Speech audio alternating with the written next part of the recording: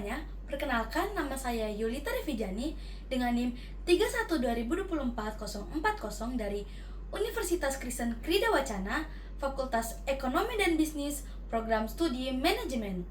Di kesempatan kali ini, saya akan membahas materi tentang ekonomi makro yaitu teori inflasi. Untuk materi lebih lengkapnya, mari kita bahas. Pokok pembahasan kita kali ini ada 4. Yang pertama, pengertian inflasi. Yang kedua, teori inflasi. Yang ketiga, jenis inflasi. Dan yang terakhir yaitu 4 dampak inflasi. Materi pertama yaitu pengertian inflasi. Apa itu inflasi? Inflasi adalah keadaan di mana harga barang dan jasa terus meningkat selama periode waktu tertentu. Akibatnya, nilai mata uang turun sehingga mengurangi kemampuan uang untuk membeli barang dan jasa.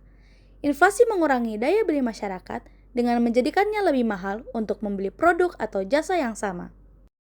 Yang kedua, teori inflasi. Para pakar ekonomi memiliki pendapat yang berbeda-beda tentang apa yang menyebabkan terjadinya inflasi. Di sini terdapat 4 teori yang mengkaji tentang penyebab inflasi.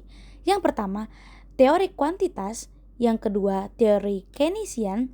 Yang ketiga, teori strukturalis.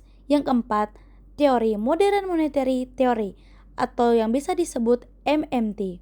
Yang pertama, teori kuantitas. Teori ini beranggapan bahwa yang menyebabkan terjadinya inflasi adalah karena jumlah penawaran uang lebih besar jika dibandingkan dengan jumlah permintaan uang. Yang kedua, teori Keynesian. Teori ini menganggap manusia selalu merasa tidak puas sehingga selalu ingin menambah jumlah permintaannya atau jumlah konsumsinya. Yang ketiga, teori strukturalis. Teori ini berpendapat bahwa inflasi terjadi karena kemampuan produksi rendah, sedangkan di sisi yang lain jumlah permintaannya yang semakin tinggi.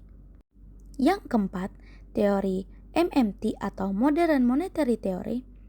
Teori ini berbeda dengan teori sebelumnya. Ia menganggap inflasi tidak terjadi karena jumlah penawaran uang lebih tinggi karena jika dibandingkan dengan permintaan. Melainkan, inflasi terjadi karena uang tidak lagi murni sebagai alat pembayaran, tapi juga sebagai komoditas perdagangan. Yang ketiga, jenis-jenis inflasi. Berdasarkan cakupan dan pengaruhnya, terdapat 4 jenis-jenis inflasi. Yang pertama, close inflation, open inflation, inflasi dalam negeri, dan inflasi luar negeri. Yang pertama, close inflation, yaitu inflasi yang terjadi apabila kenaikan harga hanya pada satu kelompok harga tertentu dan tidak terlalu berpengaruh besar terhadap harga yang lain. Yang kedua, open inflation, yaitu inflasi yang terjadi apabila kenaikan harga terjadi secara umum hampir pada semua jenis barang. Yang ketiga, inflasi yang berasal dari dalam negeri. Inflasi ini terjadi hanya di dalam negeri dan bukan karena faktor lain di luar negeri. Misalkan, inflasi di Indonesia karena suasana lebaran. Yang keempat, inflasi yang berasal dari luar negeri.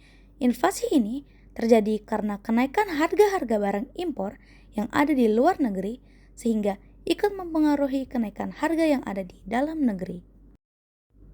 Berikutnya, terdapat jenis-jenis inflasi berdasarkan tingkat pengaruhnya.